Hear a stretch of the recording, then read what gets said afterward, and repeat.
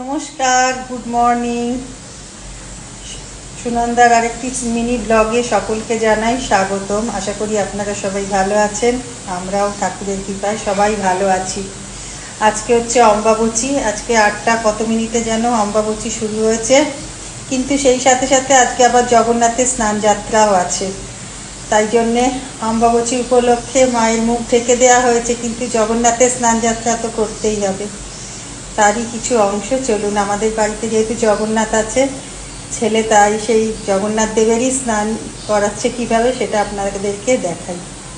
অনেক জায়গাতেই বিশেষ করে মন্দির টন্দিরে এই কদিন পুজো বন্ধ থাকে।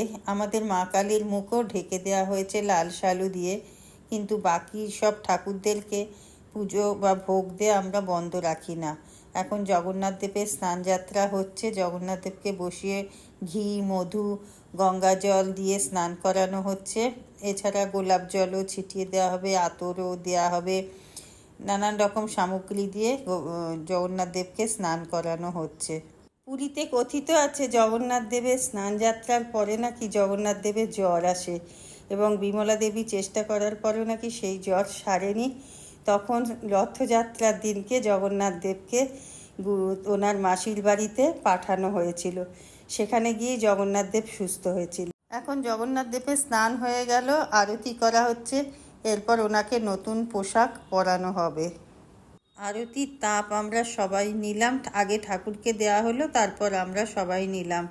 আর স্নান যাত্রা এসে যাওয়া মানেই হচ্ছে রথযাত্রা। আর এক সপ্তাহ বাদেই প্রস্তুতি শুরু হয়ে গেল।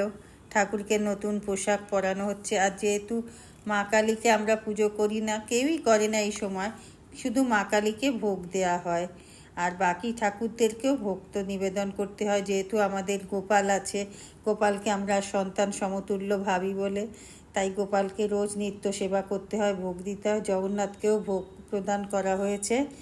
আশা করি সবারই ভালো লাগবে আমার এই ছোট্ট ব্লগটা। কেমন লাগলো জানাবেন, আর যদি ভালো লেগে থাকে একটা লাইক কমেন্ট করবেন।